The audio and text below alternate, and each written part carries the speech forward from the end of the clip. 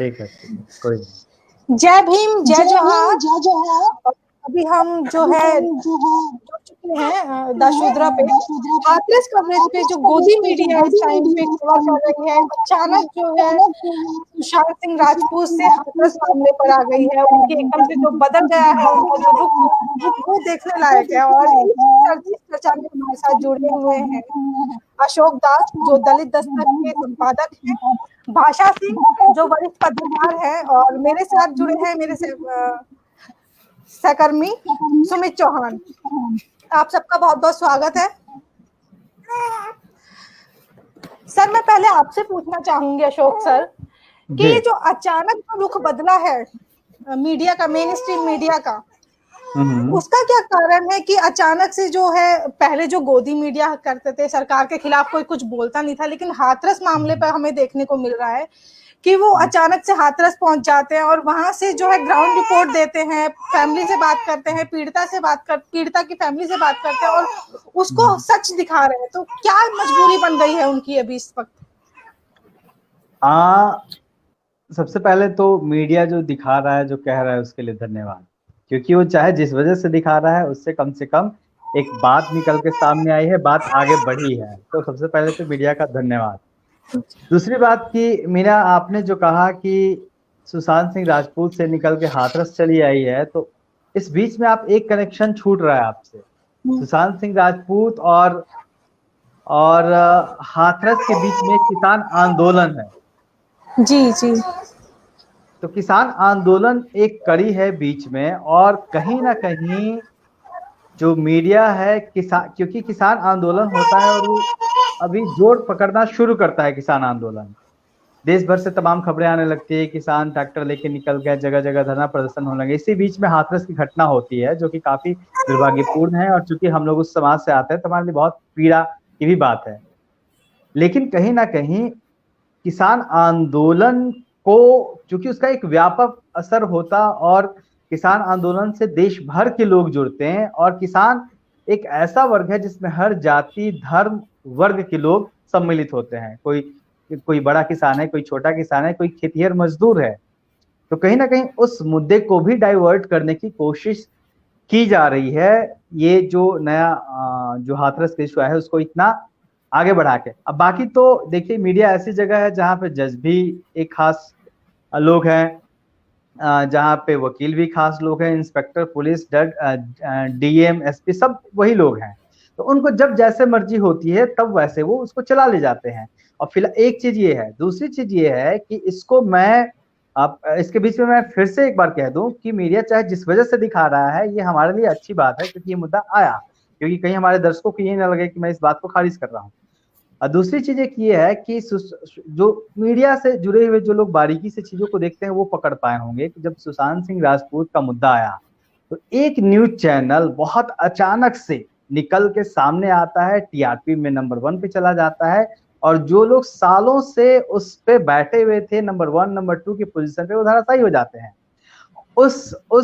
उस news channel का एक रिपोर्टर किस तरह बंदरों की तरह उछल उछल के रिपोर्टिंग कर रहा था, उसकी हमने उसका वीडियो खूब देखा है ना।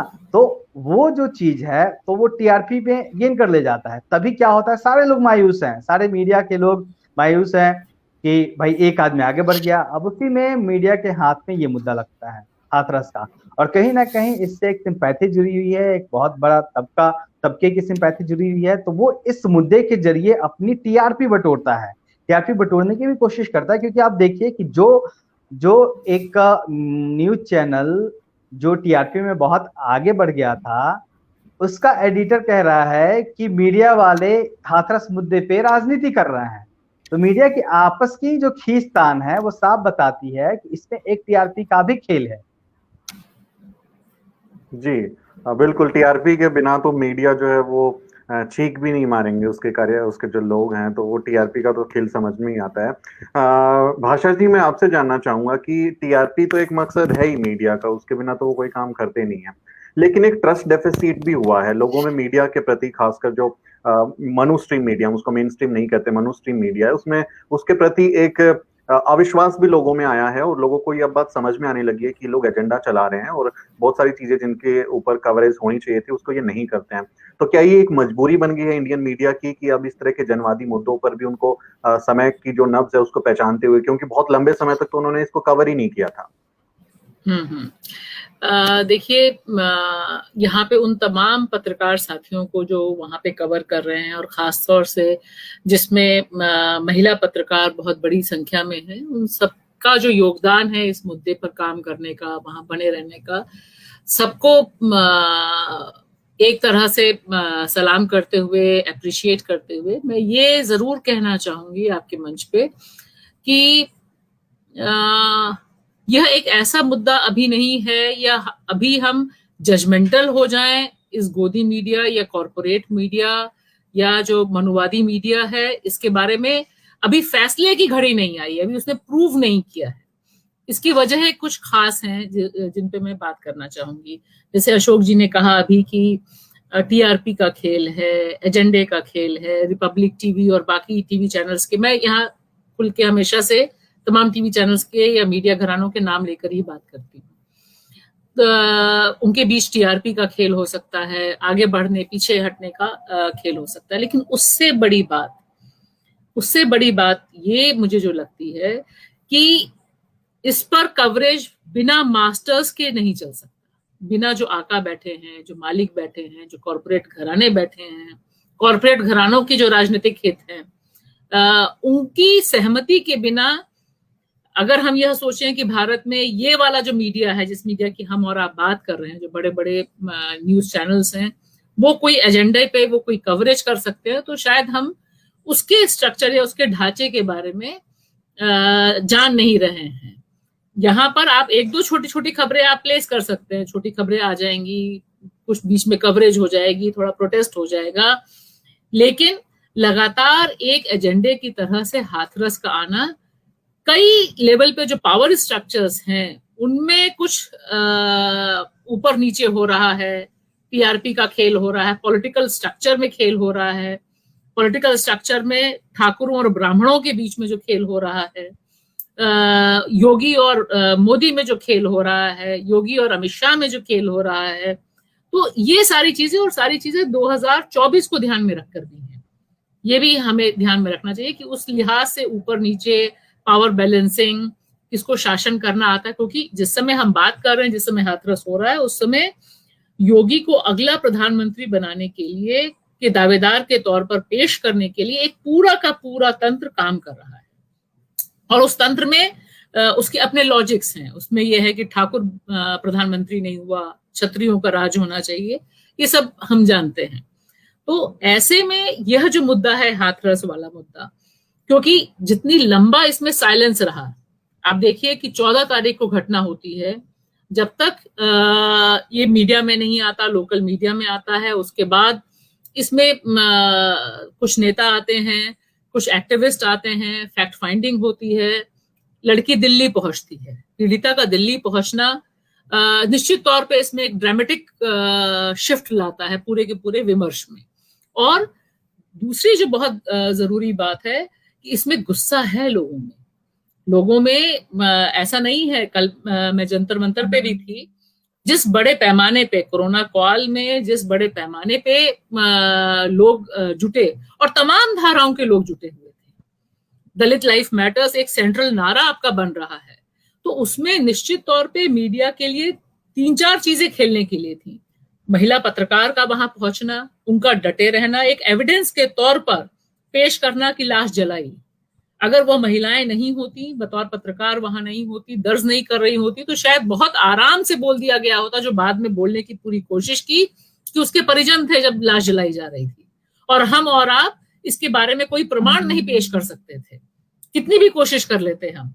लेकिन क्योंकि वो मीडिया कर्मी वहां पर थे, जिन्होंने बहुत साहसिक ढंग से सीधे सीधे एनकाउंटर करते हुए बोला कि आप ये क्या कर रहे हैं, कैसे जला रहे हैं, और फिर धीरे धीरे ये एक प्रेस्टीज का भी विषय बनता गया। क्योंकि देखिए, जस्टिस हम दिलवा सकते हैं, आज देखिए कैसे टोन चेंज हुआ है, आपको दिखाई दे रहा होगा। कुछ जो बड़े अभी एंकर्स पहुंचे हैं वहां पर, जो पहले हाथरस का इशू बन रहा था वो योगी सरकार के अगेंस्ट हो रहा था, अब आप देखिए सबकी जो टैगलाइन आ रही है कि हमारी वजह से ये पुलिस बदल गए, हमारी वजह से ये सस्पेंड हो गए, हमारी वजह से ये हो गया, और ये निकम्मे लोग थे, सरकार निकम्मी थी वाला टोन नहीं है भाई। ये हम सब जानते हैं कि लाश जलाया जाना कोई वहां का थानेदार या एसएसपी या डीएम नहीं डिसाइड, लोकल आदमी तो नहीं होता, डीएम भी डिसाइड नहीं कर सकता, ये डिसाइड 100% लखनऊ से हुआ।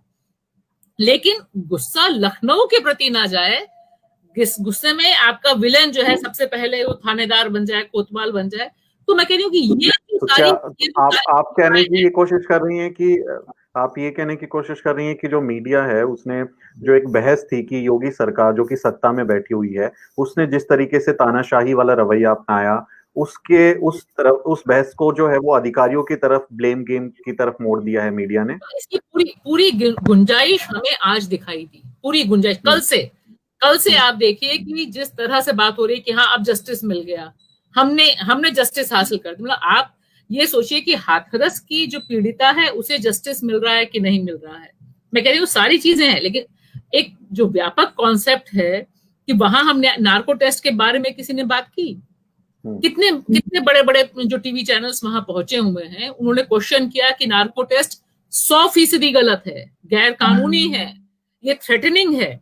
ये अशोक जी बात करेंगे, मीना बात करेंगी, आप बात करेंगे, मैं बात करूंगी, लेकिन जो बड़े टीवी घराने वहां पहुंचे हैं उनके कौन प्राइम टाइम में डिस्कशन ये हुआ कि नार्को टेस्ट बेसिकली दलित परिवार को धमकाने के लिए किया गया है।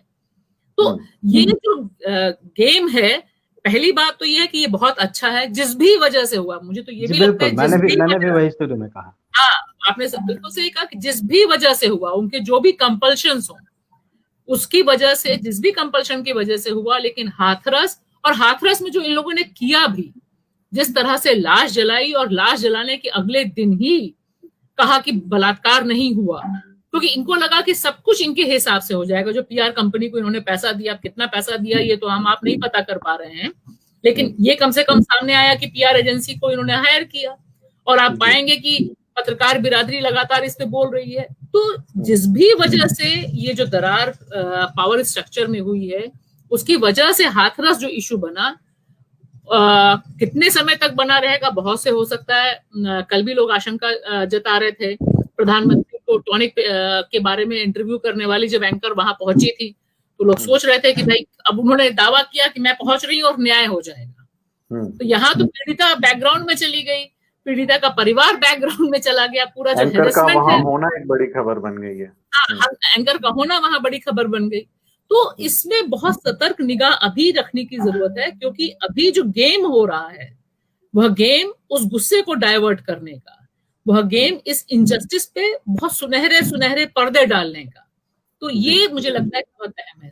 जी अशोक जी, आपसे एक सवाल है कि हम जिस तरह से देख रहे थे कि ये 14 तारीख की घटना थी, लेकिन उसके बावजूद कभी मेन स्ट्रीम मीडिया में वो डिस्कशन का हिस्सा नहीं बन पाई, वो चर्चा नहीं बन पाई, जबकि सोशल मीडिया पे बहुजन जो लोग थे या बहुजन पत्रकार आप जैसे जो लोग थे वो लगातार उस पर लिख रहे थे। तो क्या आपको लगता है कि क्योंकि मनु स्ट्रीम मीडिया में हमारे बहुजन समाज के लोग ना के बराबर हैं ही नहीं, इस वजह से उनको ये मुद्दे नजर नहीं आते हैं, इस तरह से उनका नजरिया नहीं बन पाता, इस तरह के मुद्दों को संजीदगी से देखते नहीं है? अगर इसमें मीडिया में अगर डाइवर्सिटी होती तो ये मुद्दा और संजीदगी से और बेहतर तरीके से उठाया जा सकता था। ये तो एक बात है ही, और मैं कभी नहीं कल्पना करता कि मीडिया में डाइवर्सिटी होगी भारत में, खासतौर पे वर्तमान में और आने वाले कुछ सालों में, इवन कि कई सालों में, क्योंकि वो यहाँ चलाने वाले और जो लोग टॉप पदों पे बैठे हुए हैं वो लोग, उनका आप देख लीजिए बैकग्राउंड उठा के, तो डाइवर्सिटी नहीं आने देगी। क्योंकि ये एक ह्यूमन नेचर भी है। ह्यूमन नेचर ये है कि कोई भी आदमी जिस भी जगह पे सत्ता में बैठा हुआ है उसको छोड़ना नहीं चाहता। जिसके हाथ में मीडिया है वो नहीं छोड़ना चाहता, जिसके हाथ में जुडिशरी है वो नहीं छोड़ना चाहता, है ना। जहां जहां उसके अपने लोग इंटर हो सकते हैं वो करता है, चाहे पॉलिटिक्स है उसको देख लीजिए। और मैं इस पूरे घटनाक्रम में जो भी चीजें हुई हैं उसका क्रेडिट मेन स्ट्रीम मीडिया को नहीं दूंगा, मैं उसका क्रेडिट सोशल मीडिया को दूंगा। क्योंकि हुआ क्या है बीते वक्त में, देखिए सुमित जी, पिछले 5-6 साल पहले जब सोशल मीडिया का इतना प्रेशर था तो ऐसा कोई भी मुद्दा, कोई भी एंकर डिस्कस नहीं करता था। हमें आपको पता है जिस 29 तारीख को लड़की की मौत हुई, उसी 29 तारीख को कुछ साल पहले खैरलान जी का भी कांड हुआ था। लेकिन खैरलाल जी बहुत पुराना मामला नहीं है ना, 1 दशक पुराना मामला भी नहीं है। उस वक्त तो इतनी हो हल्ला नहीं मचा था क्योंकि उस वक्त सोशल मीडिया नहीं था। आज सोशल मीडिया के दौर में क्या हुआ है कि दबाव इतना बढ़ा है। पहले क्या था कि मेन स्ट्रीम मीडिया चीजों को निगल जाता था, खा जाता था, किसी को पता ही नहीं चलता था कि कहाँ क्या हो रहा है। अखबार में जो छापा, मैंने कहा ना कि भाई तुम ही खुदा तुम ही मुख्तार, तुमने छापा तो लोगों को पता चला, तुमने नहीं छापा तो किसी को पता नहीं चला। आज देश में क्या हो रहा है इसको जानने के लिए कोई भी आदमी मीडिया पे, जो so called main stream media है, उस पर डिपेंड नहीं है। और जब इस तरह के मामले सामने आते हैं और जब जैसे आप हैं, मैं हूं, तमाम लोग हैं जो जो जो बहुजनों की आवाज उठा रहे हैं या फिर जो दलित उत्पीड़न की आवाज लगातार उठाते रहते हैं, ये तो हाथरस बहुत बड़ा मामला है। बहुत छोटे छोटे मामले भी होते हैं जो जिसपे कोई देखता नहीं है, हालांकि हम उस सोसाइटी से जुड़े हुए हैं, हमारे लिए वो बड़ा मामला होता है। तो चूंकि प्रेशर इतना बढ़ जाता है और ये छोटे छोटे यूट्यूब चैनल, छोटे छोटे मैगजीन, सोशल मीडिया ग्रुप्स जब चीजों को उठाने लगते हैं तो लगातार लोग जुड़ने लगते हैं। जब एक बड़ा माहौल बन जाता है तो मेन स्ट्रीम मीडिया आके उसको भुना लेता है, कहता है कि सब हमने किया। ऐसा नहीं है। आप एक कल्पना करिए, मैं भी जाना चाहता था कि मैं हाथरस चला जाऊं, आप भी चाहते होंगे कि आप हाथरस चले जाओ, लेकिन जिस तरीके से बड़े बड़े चैनलों के रिपोर्टर जिनके कैमरे 24 घंटे चल रहे हैं वो जद्दोजहद कर रहे थे, लड़ रहे थे प्रशासन से, उनके पास तो आवाज है, उनकी बातें तो 24 घंटे लोग देख रहे हैं, देश भर में चीजें फैल जाती हैं, उनके पीछे लोग भी खड़े हैं, पूरा सिस्टम खड़ा है। भाई आज तक का कोई एंकर पीटा जाएगा तो अरुण पुरी की इज्जत का सवाल है ना, तो पूरा वो पूरा तंत्र खड़ा है। अगर हम आप चले जाएं तो वहां हमारे साथ आपके साथ क्या सलूक होगा पता है आपको? हमें पकड़ के कितना पीटा जाएगा। तो हम भी आप भी जाना चाहते थे लेकिन हम नहीं जा सकते क्योंकि हमें वो इजाजत नहीं देगी। क्योंकि जब इतने बड़े बड़े चैनलों को इस तरीके से ट्रीट किया गया, देखिए अब इसी में बात है, यही मीडिया है। मैं पूछता हूं कि बीएसपी का एक लीडर गयाचरण दिनकर गए थे, सबसे पहले पीड़ित परिवार से मिले, वो कितने लोगों को पता है, कितनी मीडिया ने चलाया कि वो गए थे मिलने के लिए? क्या वो पॉलिटिशियन नहीं है? क्या ये पार्टी नहीं है? राहुल गांधी ठीक है उतरे सड़क पे, बात होनी चाहिए, लेकिन और किसकी बातें चल रही है, किसके बयान चल रहे हैं मेन स्ट्रीम मीडिया में? और कहीं ना कहीं उत्तर प्रदेश की जहां तक बात है, वहां पे जो ब्राह्मण तबका है वो बहुत ही नाराज है उत्तर प्रदेश की योगी सरकार से, क्योंकि गाजियाबाद में एक ब्राह्मण पत्रकार की हत्या हो गई, फिर लखनऊ में पत्रकारों ने बहुत बड़ा प्रदर्शन किया। तो उत्तर प्रदेश में जो भी चीजें हो रही है वहां का जो मीडिया है वो बहुत नाराज है और उसको कहीं ना कहीं मौका भी मिला। और भाषा सिंह जी जो कह रही थी मैम कि कुछ भी जो ऊपर बैठे लोग हैं उनकी अनुमति के बिना नहीं होता, बिल्कुल सही है, उनकी अनुमति के बिना नहीं होता, लेकिन उनका सारा का सारा खेल फायदे और नुकसान का खेल है।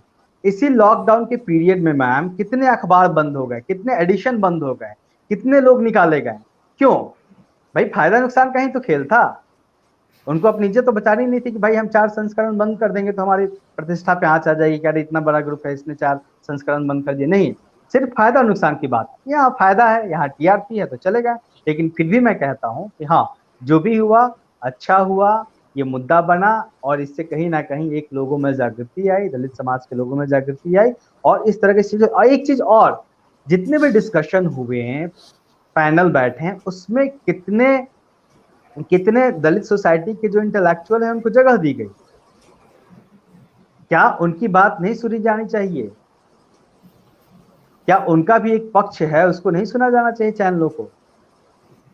तो वहां पे बोलने वाले भी वही, एंकर भी वही, रिपोर्टर भी वही, भाई आपस में फैसला कर लो। तो ये भी, इस पे भी तो ध्यान देना होगा। तो फिर हम क्यों ना कहें कि हाँ ये सिर्फ टीआरपी और फायदे नुकसान का खेल है और मालिकों को इसमें फायदा दिखा तो उन्होंने लगा दिया। बिल्कुल सर, जैसे आपने बताया कि वॉइसलेस ऑफ वॉइस भी वही लोग होते हैं और अवार्ड पाने वाले, अत्याचार करने वाले, भेदभाव करने वाले भी वही होते हैं। सर जैसे कल मैं गई थी जंतर मंतर, तो वहां पे हाथरस के तो आक्रोश था ही लोगों के बीच, लेकिन एक और चीज थी वहां पे कि जो हमारे दलित समुदाय के लोग हैं, सांसद हैं, जो शासन में है, प्रशासन में है, 15%, 22.5% जो लोग हैं, वो कहीं नहीं दिखाई दे रहे, उन्होंने आवाज नहीं उठाई। तो उनकी कहाँ कमी दिखाई देती कि आज हाथरस जो है इतना लेट उठा मामला?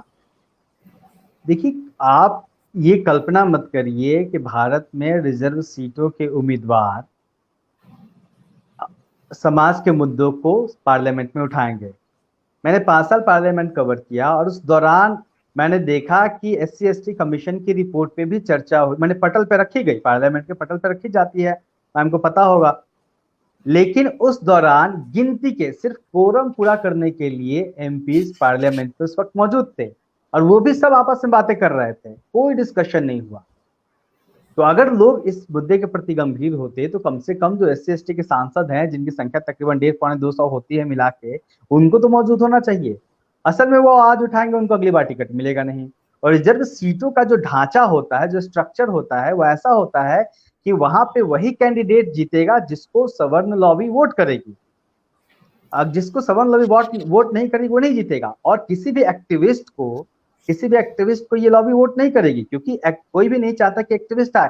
अभी आजमगढ़ की मैं मिस कर रहा हूँ, आजमगढ़ या फिर कहीं की घटना है जहां पे एक दलित प्रधान को मार दिया गया दिन दहाड़े। जी, क्योंकि वो आजमगढ़ के पास, क्योंकि वो एक सवर्ण बहुल गांव था और वहां पे एक दलित जिनकी संख्या बहुत अधिक थी वहां पे, जो कि 70-80% थे इस कमेटी के लोग, सिर्फ 20% थे सवर्ण कमेटी के लोग।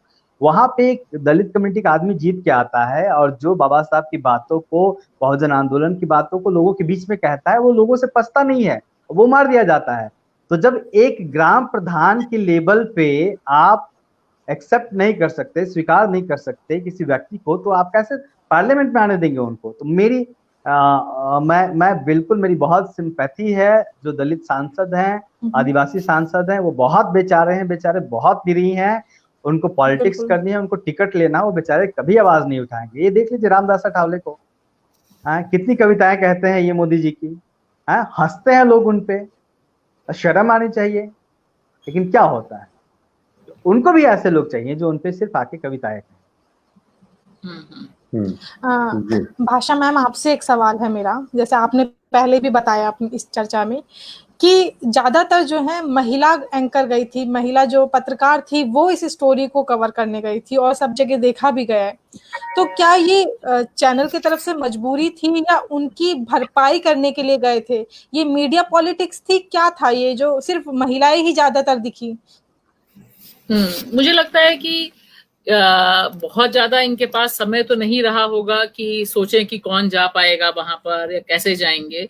और जहां तक हम जानते हैं कि जो लोग भी गए, जिन्होंने इनिशियली रिपोर्टिंग की है और बहुत अच्छी रिपोर्टिंग की, वे सब बहुत नौजवान साथी हैं, सारे लोग, चाहे वो तनुश्री हो या बाकी और जितने भी समूहों के लोग हैं। अगर आप एज के हिसाब से देखिए, रैंक के हिसाब से देखिए, तो जैसा कि होता है कि जो एंकर्स हैं जिनको गाड़ी कमाई मिलती है और बहुत TRP जिनके नाम पर चलते हैं, वो लोग नहीं गए वहां, क्योंकि वहां पे तो बहुत रगड़ाई करनी थी, वहां पे तो आपको खोजना था। तो जो होता है ना कि जो पैदल चलने वाले रिपोर्टर्स हैं जो खोजते हैं, तो शुरू में ये लोग गए। और मुझे लगता है कि अब इसके बारे में तो खुलासा हम और आप अंदाजा कर सकते हैं यहाँ से बैठ के कि ये सोच के किया गया, क्योंकि लाश ले जाई जा रही है और लाश ले जाई गई, इसमें बहुत कम समय था। जो फैसला बाहर आया, मैं उस समय वहीं थी, तो तकरीबन 1 घंटे के अंदर चली भी गई डेड बॉडी वहां से। तो बहुत कम समय तमाम, मुझे ऐसा लगता है अपने अनुभव के आधार पे कि तमाम टीवी चैनल्स के पास बहुत कम समय रहा होगा यह सोचने का कि किसको डिप्यूट करें। और निश्चित तौर पे इस तरह की खबरों के लिए बड़े बड़े जो नाम और बड़े बड़े चेहरे हैं वो नहीं जाते हैं। शुरुआती काम बिल्कुल यंगस्टर्स करते हैं, मीडिया का जो ढांचा है। तो इसमें रहा ये होगा कि जो एक सर्कल भी होगा, जैसे हम सब लोग जानते हैं, अब मेरी उम्र के जो लोग हैं, हम सब लोग एक दूसरे को जानते हैं। हम रिपोर्टिंग के लिए कभी ऐसे भागा कर रहेंगे तो हम सारे अपने दोस्तों को ही फोन करते हैं, ये जा रहा है, चलना है, वहां उसका संपादक तैयार हुआ, उसका संपादक तैयार हुआ, सामान्य तौर पे ऐसा होता है। तो मैं ये अनुमान कर रही हूँ कि कुछ ऐसा ही हुआ होगा, क्योंकि अगर आप देखिए जो एज ग्रुप है, एज ग्रुप और जो एक्सपोजर है, उन सबका तकरीबन एक ढंग का है। इसीलिए बहुत क्राफ्टेड लैंग्वेज नहीं आई, जो बाद में अब एंकर्स करने लग गए हैं, जिस तरह से बिना मतलब के आंसू बहा रहे हैं। आज तो आंसू बहाने वाला दिन था, जबरदस्त दिन था भाई। सारे लोग ऐसे आंसू बहा रहे थे, ऐसे लग रहा था कि पहली बार उन्हीं के आंसू से सारा दलित मुक्ति हो रही है। तो ये जो मुझे लगता है कि ये एक अच्छी बात रही इस मामले में, हाथरस वाले मामले में, क्योंकि इनको निगोशिएट नहीं कर सकते थे आप। जैसे मान लीजिए आप जाएं, मैं जाऊं, अशोक जी जाएं, सुमित जी जाएं, तो हम लोगों को से सत्ता का कोई फोन आके ये नहीं कह सकता कि तुम बैठ जाओ, क्योंकि उनको पता है कि अशोक जी से अगर बात करेंगे तो दलित दस्तक वही चला देगा, है ना। तो ये एक जो शुरुआती दौर ये रहा जो ग्राउंड रिपोर्टिंग, इसीलिए ग्राउंड रिपोर्टिंग पर इतना ज्यादा जोर दिया जाना चाहिए। और अशोक जी का जो रुख है वो बिल्कुल सही है कि अगर इसी में जो सही काम करने वाले जो चैनल्स हैं, वेबसाइट्स हैं, वो संसाधनों की वजह से और अपनी पहुंच और पूछ की वजह से हम और आप अपना चैनल का अगर दिखाएंगे माइक, उसका असर नहीं पड़ेगा। आज तक वाला दिखाएगा, एबीपी वाला दिखाएगा, तो उससे कम से कम वो झटक के हिलाएगा नहीं उसको। बाकी और जो चैनल्स वाली भी जो वहां पर महिलाएं गई थी, महिला पत्रकार गई थी, एक को तो खेत में ही गिरा दिया ना, जो लखनऊ का टीवी चैनल है वो। तो ये सारी चीजें मीडिया में रिपोर्टिंग में बहुत प्रोमिनेंट है। और इसमें शायद ये भी अच्छा रहा कि ये सारे टीवी चैनल्स गए थे, तो आप अगर अशोक जी जाते, अगर बाकी और लोग जाते, तो लोग कहते ये लोग तो यही दिखाएंगे, हम लोगों के बारे में तो एक अप्रोच आप बना देंगे, ये लोग यही दिखाएंगे, इनके बारे में तो आप नहीं बोल सकते कि यही दिखाएंगे, इनको तो आप ट्विटर पे ट्रेंड भी करा सकते हैं। हमें और आपको अपनी कोई खबर ट्विटर पे ट्रेंड करानी हो तो हमारे पास तो उतने संसाधन भी नहीं है। तो शायद बाय डिफॉल्ट ही सही जो इनका फैसला था कि वो रातों रात मामला निपट जाएगा, लाश जला दी जाएगी और कहीं किसी को पता नहीं चलेगा, क्योंकि अगले दिन की प्रेस कॉन्फ्रेंस तो तय थी, उसका समय तो आ गया था पत्रकारों के पास। तो सारी जो ये योजना थी उसमें खलल पड़ गया। ये जो पत्रकार टीम वहां पहुंची थी, जो डरी नहीं, जो मौके वारदात पे पहुंच गए, तो इसलिए अभी तक लोकतंत्र जितना बचा हुआ है हमारे पास, उसमें सब कुछ बिल्कुल राजा के डिजाइन से हो जाए ऐसा नहीं है। ये सारे जो चीजें हैं, ये शायद हाथरस इंसाफ की जो लड़ाई थी उसके लिए बहुत कारगर रहा। ऐसे औजार, ऐसे एविडेंस मिले जिसको कम से कम अब लाख कोशिश कर लें, ये पूरी कोशिश कर रहे हैं ना कि सीमेन था कि नहीं था, उसके रिश्ते थे कि नहीं थे, सारी चीजें आप कर रहे हैं, लेकिन आपका जो क्राइम है वो तो ऑन रिकॉर्ड चला गया। आपने लाश जलाई, डीजल फूका, पुलिस वाले ने फूका, ये सब कैमरे पर आ गया। तो इस क्राइम को अब आप वाइंड अप कितनी भी कोशिश कर लें, अगर इंडिया टुडे का भी समझौता हो जाए, बाकी और पत्रकारों का जो घराने उनका समझौता हो जाए, तो भी वो बाइट तो चल चुकी है ना। वो आप नार्को टेस्ट में कह दें कि गड़बड़ी थी, ये था वो था, लेकिन ये जो चीज, अब ये क्रेडिट, ये आगे की जो लड़ाई है, ये निश्चित तौर पे बाकी जो मीडिया है उसको आगे ले जानी होगी, जो कमिटेड जर्नलिस्ट हैं उन्हीं को आगे ले जानी होगी, क्योंकि अब खरीद फरोख्त, अब मामले दूसरे ढंग की डीलिंग्स, और जैसा मैंने पहले कहा था कि आक्रोश को बिल्कुल छोटे स्तर पर मोड़ देना, सब लोगों को नार्को टेस्ट पे बहुत खुश हो जाना, तो ये सारी जो अब डील्स होंगी, इसके बारे में हमें बहुत सतर्क रहना, प्रेशर बनाए रखना बहुत जरूरी है। जो डील्स की बात की भाषा जी आपने, उसमें मैं मैम एक चीज और जोड़ना चाहूंगा कि जिन पत्रकारों की बात आपने कही कि जो लोग गए थे, देखिए मेरा अपना व्यक्तिगत मानना है कि जो भी आदमी न्यू कमर, जो एक 25-26 साल का आदमी जर्नलिज्म में आता है, उन सबकी अप्रोच एक ही होती है कि वो कुछ बदलना चाहते हैं, समाज में कुछ बेहतर करना चाहते हैं, ग्राउंड रिपोर्टिंग करना चाहते हैं, जो जुल्म जाती है उसको उभारना चाहते हैं, उसके खिलाफ आवाज उठाना चाहते हैं। ये सब क्या होता है, जब हम लोग जर्नलिज्म इंस्टीट्यूट में थे तो हम लोग सबको यही सोचते थे, उसमें हर जाति के लोग थे, लेकिन सबकी सोच यही थी। इसमें क्या हुआ, अच्छी बात ये हुई कि उन लोगों को मौका मिला, भले उनको रगड़ाई के लिए भेजा गया होगा, लेकिन उन लोगों को मौका मिला जिनके दिमाग में अभी वो थी, इंसानियत जिंदा थी कि हाँ हमें समाज के लिए कुछ करना है, और उन्होंने अपना 100% दिया। अब उन्होंने तो अपना 100% दे दिया। अब देखिए कुछ अब इसके बाद जब खेल शुरू होता है तो इसके बाद क्या समझौते होंगे, क्या समझौते नहीं होंगे, क्योंकि उसके लिए तो ऊपर वाले लोग बैठे ही हैं। क्योंकि अभी बहुत सारे पत्रकार ऐसे हैं जो कल तक दौड़ा करते थे और आज चैनल में उनकी हिस्सेदारी है, तो एक दिन में तो हो नहीं जाता है। शुरुआत सबकी ऐसे ही होती है, लेकिन जब 10 साल 20 साल 25 साल आप बिता लेते हैं, किसी बड़े चैनल का लोगो पकड़ लेते हैं, 10-20 नेताओं 2-4 मंत्रियों के हाथ आपके सर पे आने लगते हैं, तब आपका दिमाग खराब होने लगता है। तब पत्रकार भी क्या होता है, पत्रकारों के बारे में तो ऐसे भी विख्यात है कि वो आधे पॉलिटिशियन होते हैं, और जब पॉलिटिशियन का साथ उनको मिलता है तो 95% हो जाते हैं। 5% में इसलिए काट रहा हूँ क्योंकि वो चुनाव नहीं लड़ रहे हो, है ना। तब आपस में लोग साथ बैठते हैं, जब एक मिनिस्टर और एक जर्नलिस्ट दोनों एक मित्र की तरह साथ बैठा है तो समझौते होंगे ही। तो अच्छी बात यह है कि उन पत्रकारों को मौका मिला जो यंग थे और जिनके दिमाग में अभी भी था कि उनको सोसाइटी के लिए कुछ करना है। जो वो करने के लिए आए थे, उनको अचानक से मौका मिला। और जिस तरीके से रिपोर्टिंग हुई है उसमें एक अच्छी बात ये है कि लग रहा था कि चीजें दिल से हो रही, वो जोर दे रहे हैं, वो अत्याचार के खिलाफ लड़ रहे हैं। तो ये एक अच्छी बात है, वो इसलिए हुई क्योंकि वो न्यू कमर थे। अगर बड़े बड़े जर्नलिस्ट जाते तो इस तरीके से चीजें नहीं होती। सर इसी के साथ पत्रकार ऐसा नहीं करते। सर इसी के साथ जैसे मैं आज ऑब्जर्व कर रही थी टीवी में, जो पहले जो पत्रकार गए थे, जो हमारी उम्र के गए थे, युवा पत्रकार, वो सरकार को हमेशा टारगेट कर रहे थे, सवाल कर रहे थे। लेकिन और मैं एक मिनट रोक रहा हूँ।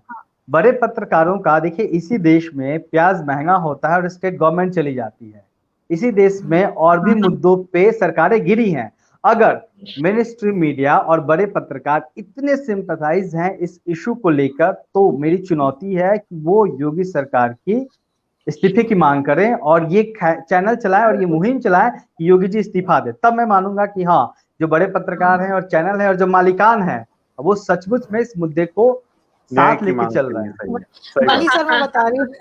जैसे अभी जो बड़े पत्रकार चले गए, जैसे आज तक मैं देख रही थी, अभी चित्रा त्रिपाठी वहां पे हैं, तो एक बार भी उन्होंने सवाल नहीं किया मोदी सरकार पर या केंद्र सरकार पर। उससे पहले जो थी तनुश्री पांडे, पत्रकारों का गुस्सा है योगी के खिलाफ, ये नोट कर लो, ये बिल्कुल ये साबित हुई बात है।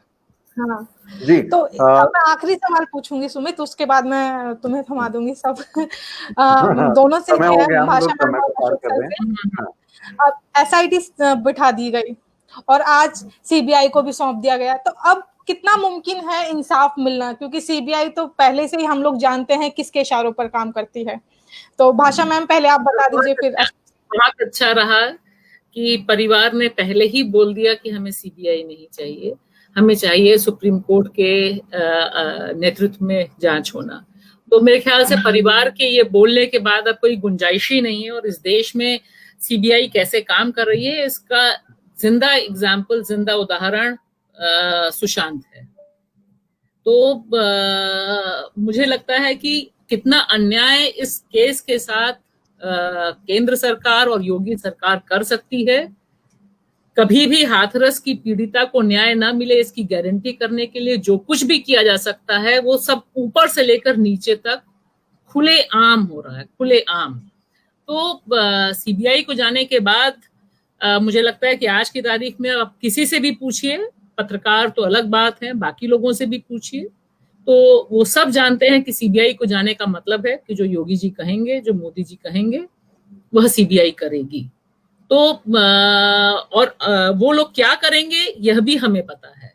वो जब ये खुले आम ये बोल सकते हैं कि बलात्कार नहीं हुआ, और वह भी इस आधार पर, मतलब इतने घिनौने आधार पर वो बोल सकते हैं कि सीमेन नहीं मिला, जबकि इस देश में जो कानून है वो खुलकर बोलता है कि इसकी कोई जरूरत नहीं है। रेप की डेफिनेशन चेंज हो चुकी है, उससे पहले के लॉ में भी ये डेफिनेशन नहीं थी। निर्भया कांड के बाद जो संशोधन आए वो संशोधन बहुत क्लियर बोलते हैं, लड़की का डाइंग डिक्लेरेशन है, उस डिक्लेरेशन के बाद भी वो पुलिस अधिकारी वैसे के वैसा वर्दी में बैठा हुआ है। FIR में क्या गुड़गोबर हुआ है ये हमें पता है। पोस्टमार्टम रिपोर्ट परिजनों को नहीं दिखाई गई, बिना दिखाए लाश जला दी गई। तो सवाल तो एक बहुत सीधा सा है कि जब उस पीड़िता की लाश जलाई जा रही थी तो पीड़िता की लाश नहीं थी, वो लोकतंत्र की लाश जलाने की कोशिश थी। तो उसके बाद अभी तक हमने जितना भी गुस्सा किया हो, जितना भी प्रोटेस्ट किया हो, उसका नतीजा प्रशासनिक तौर पे इंटरवेंशन पे या योगी सरकार के पीछे आने या मोदी सरकार के समझने में सिफर रहा है, जीरो रहा है, जिस तरह से उन्होंने ट्रीट किया है अभी तक। लेकिन बस खाली एक ये बात अच्छी हुई कि इसने इन दोनों सरकारों को anti Dalit, anti women, anti democracy establish किया है। इस समय का जो नौजवान है, दलित नौजवान है, साधारण नौजवान है, डिफरेंट कास्ट का नौजवान है, जो बेरोजगार है, परेशान है, महंगाई से, आपने बात की प्याज की, उसके दिमाग में धीरे धीरे ये बात जा रही है, और बहुत तेजी से, धीरे धीरे नहीं, बहुत तेजी से बात जा रही है कि जितने भी वादे हैं वो पूरे नहीं होने पा रहे हैं। और खास तौर से देखिए, मैं यहाँ ये बात जरूर कहना चाहूंगी कि वाल्मीकि समाज को जिस तरह से इन्होंने पकड़ने की कोशिश की थी, खास तौर से उत्तर प्रदेश में भाजपा ने, राष्ट्रीय स्वयंसेवक संघ ने पूरे मनुवाद के अलग अलग रूप रंग में जकड़ने की कोशिश की थी, वह जकड़न यह केस पूरी तरह से खत्म करता है, और खत्म करना चाहिए इसको। They stand exposed. तो मुझे लगता है कि ये बहुत जरूरी है कि इस समय जो सीबीआई वाली आपने बात कही, इससे ये लग रहा है कि लड़ाई बहुत लंबी चलेगी, लड़ाई बहुत, और मेरे ख्याल से जितने लोग हैं जहां पर भी हैं उनको, हम सबको पता है कि मनुवादी ताकतों से लड़ाई बहुत लंबी चलने वाली है और इसमें अलग अलग शक्तियों को जुटाना होगा। और हाथरस इस मामले में बहुत जरूरी है, इसने तमाम सेक्शंस को जोड़ा है।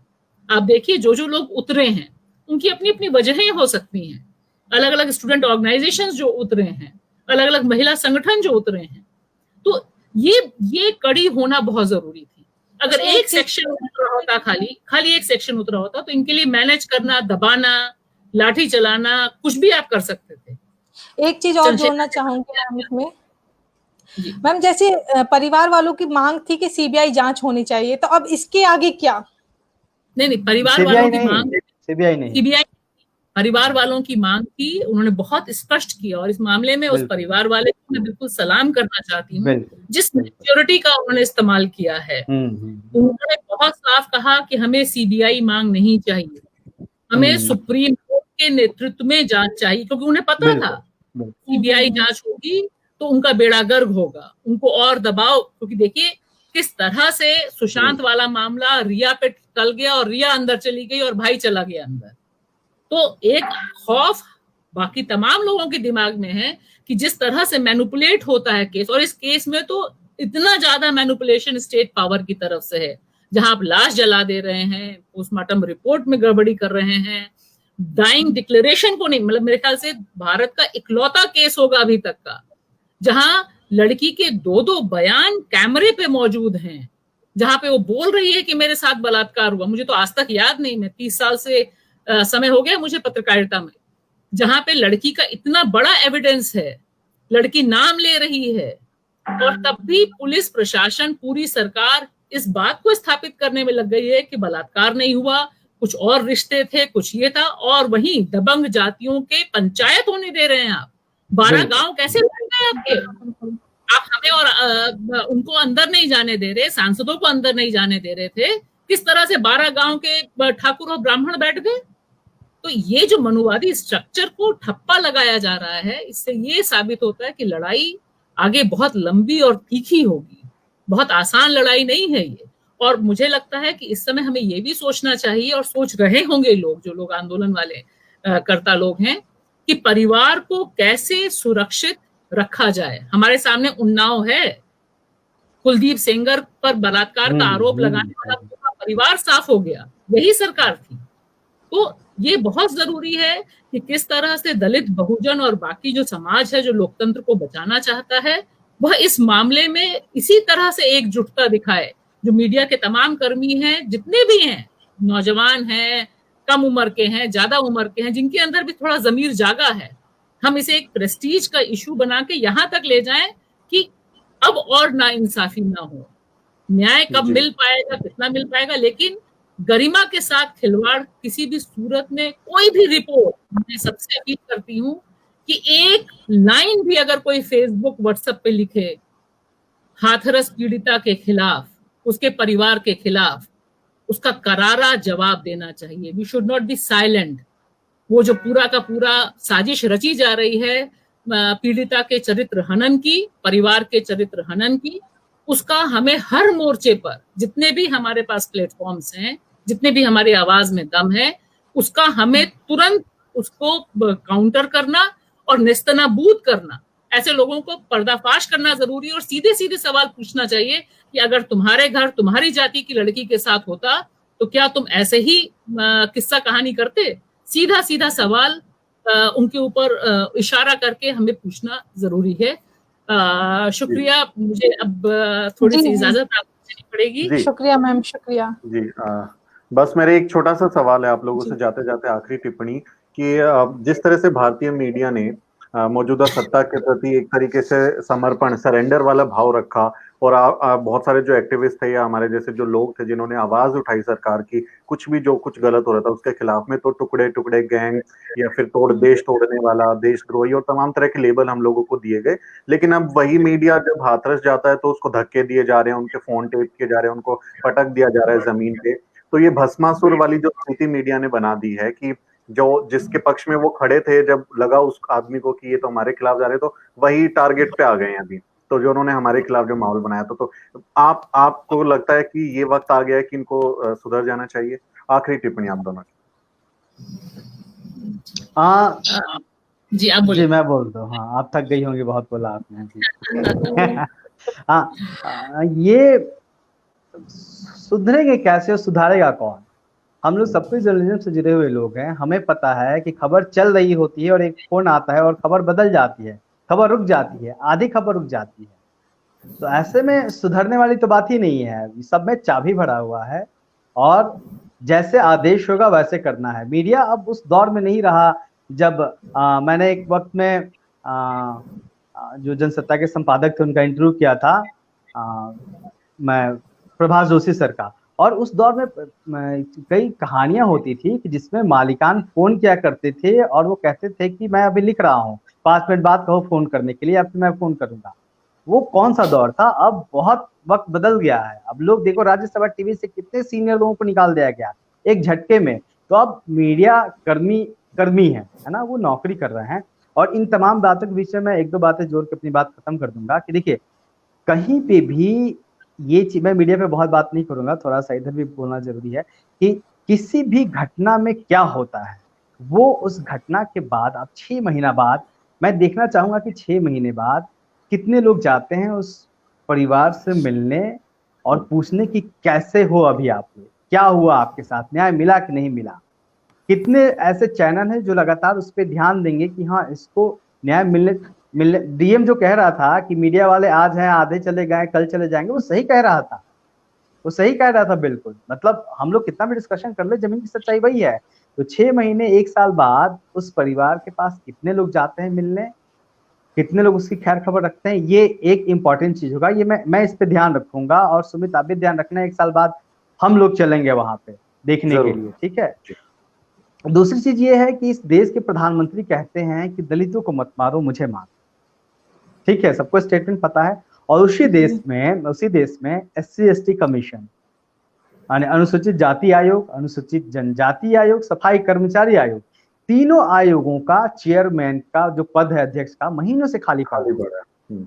तो कैसे आप यकीन करेंगे कि ये लोग कहते कुछ और हैं और करते कुछ और हैं? और ये जो हाथरस का पूरा घटनाक्रम है, चाहे पीड़िता की लाश जबरदस्ती जलाई गई, चाहे लाठियां बांधी गई, चाहे जो भी हुआ, इसका सीधा सीधा जो डिस्क्रेडिट है वो सिर्फ एक आदमी को जाता है, जिसका नाम है योगी आदित्यनाथ, जो कि उत्तर प्रदेश के मुख्यमंत्री हैं।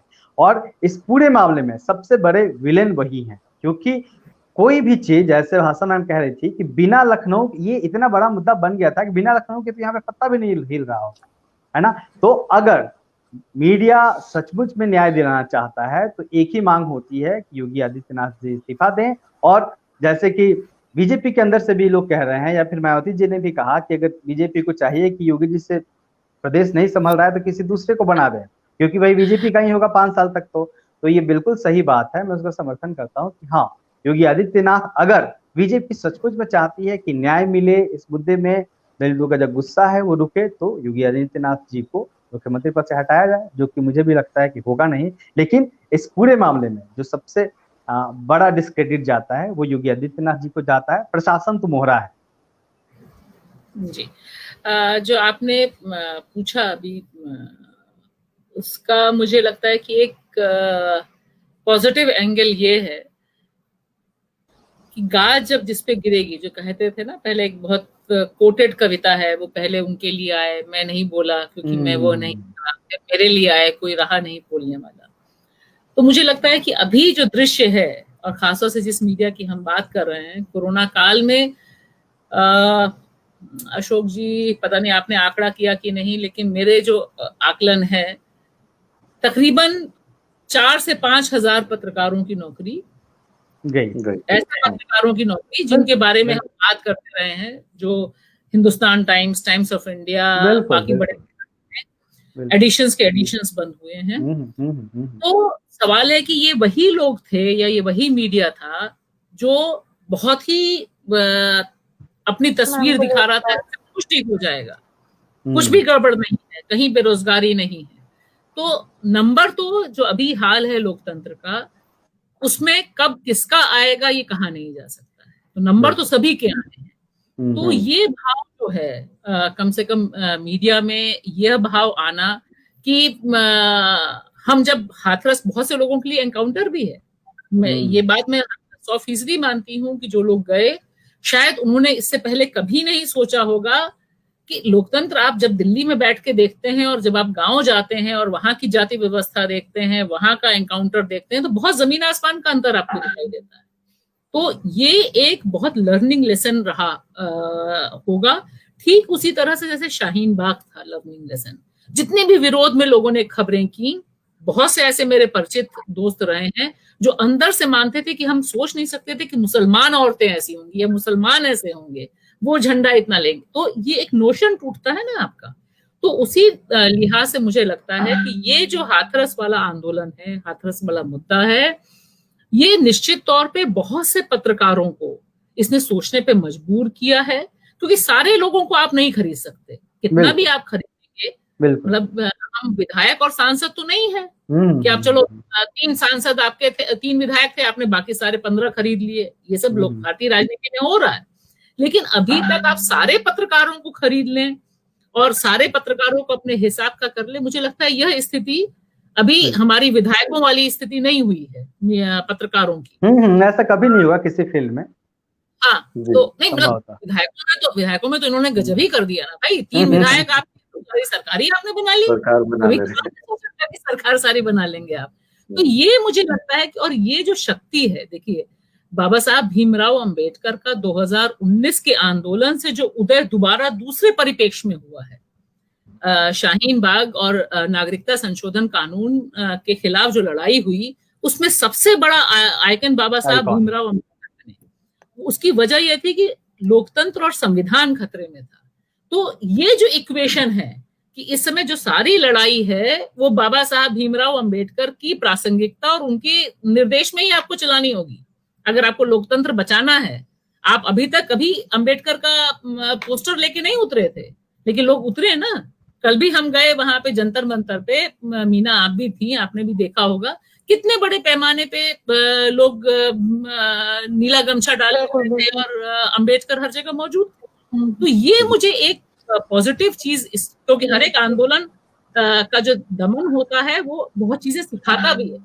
तो मैं इस बात पर अपनी बात खत्म करूंगी कि इसमें एक सकारात्मक कोण ये है कि बहुत से लोगों को समझाया जा सकता है, बातचीत हो सकती है, और हमें बातचीत अपने तय हमेशा करनी बहुत जरूरी है, ताकि हमारा जो लोग कहते हैं कि हम लोग माइनॉरिटी में हैं और वो बहुसंख्य में हैं, ये एक जो गलत तथ्य है, इसको हम इस्टेब्लिश करें कि नहीं, पत्रकार अच्छा करना चाहते हैं, प्लेटफॉर्म्स नहीं हैं, और जब मौका मिलता है पत्रकारों को तो वो अच्छा कर सकते हैं। जितना भी उसका मालिक बिका हो, जितना भी उसका जो टीवी चैनल है वो धंधा करने वाला हो, अंबानी के ही सारे हैं ना, सारा पैसा तो अंबानी का ही है।